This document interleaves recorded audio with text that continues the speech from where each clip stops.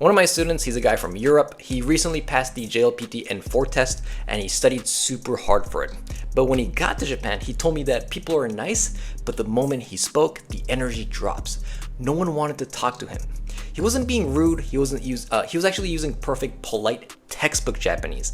Today's point is textbook Japanese, all right? The kind that you practice for exams. But in real conversations, it actually made people feel distant or uncomfortable. And if this sounds familiar, this video is going to be perfect for you because I'm going to talk about why this is happening to you and how to solve this problem, all right? Let's look for a solution in this video. So if you don't know me, my name is Sean Naren. I'm an interpreter inside of a car company in Japan. I've been working in Japan my whole life since college, and I currently help N5 to N3 learners kind of break out of this textbook habit, right? And actually speak real natural Japanese. So if you've been studying really hard, but your Japanese is it kind of still feels a little off in real life, let's fix that today.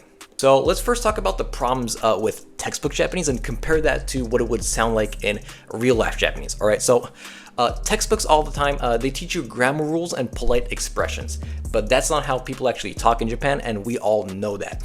You get sentences like, 私はアメリカ人です or あなたは学生ですか? But no one actually says that casually. In real life, it's アメリカ人? Hey, that's just how we say it, right?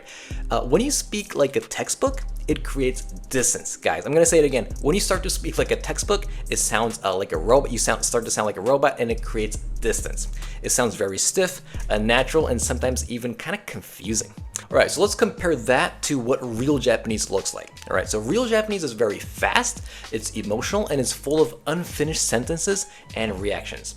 All right, so examples include like マジで 嘘 やば like or hey, right? Like, I can go on and on about this, right? So people interrupt, people jump through topics and drop particles constantly, right?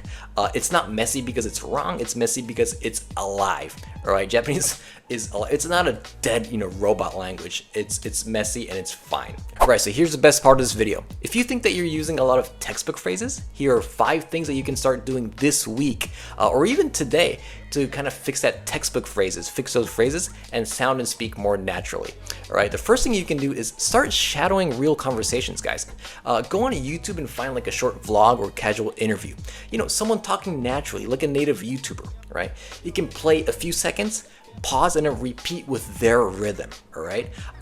Rhythm, emotion, and speed is important. Don't worry about being perfect. Focus on sounding like them. And the second thing is very important because this is what my students personally do. This is building a mini phrase bank, all right?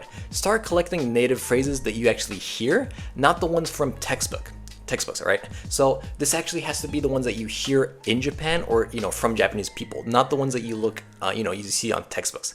Like, for example, マジで or like 確かにね それってさ like kind of the real ones, right? Not the textbook BS, okay? Practice them like you're an actor, not a student. You just want to kind of imitate them at this stage, right? So first we've got, you actually want to use YouTube and all that to actually hear Japanese, and you can from that you can build a mini phrase bank. The third thing I want to talk about is record yourself speaking. Guys, it takes like 5 minutes daily.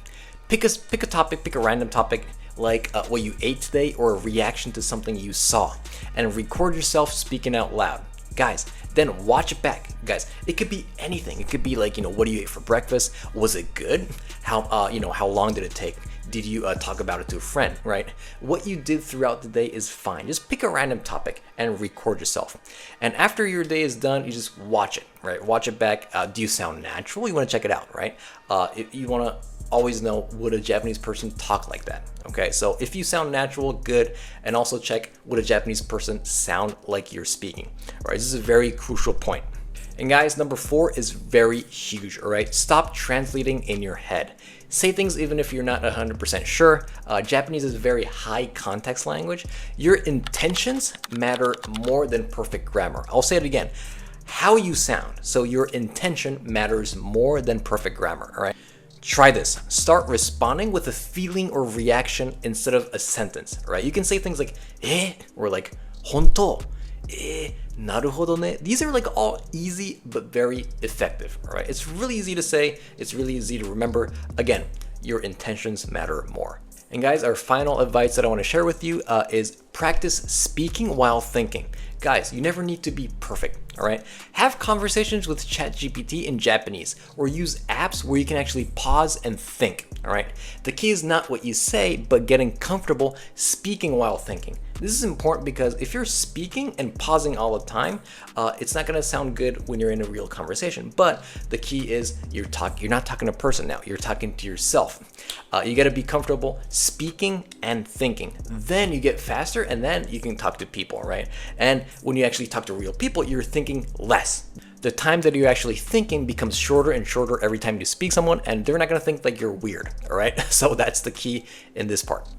I want to wrap this video up by saying that European student that I mentioned, once he switched from memorizing to practicing real speech and reactions, things changed fast. People didn't just understand him, they actually wanted to talk to him, all right? And that's what makes Japanese fun, right? When it feels like a real connection, not a performance. If your Japanese feels correct but doesn't click with people, I hope this video helped.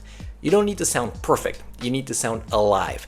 That's what real Japanese is. Guys, thanks for watching this video, and I'll see you in the next one. Bye-bye.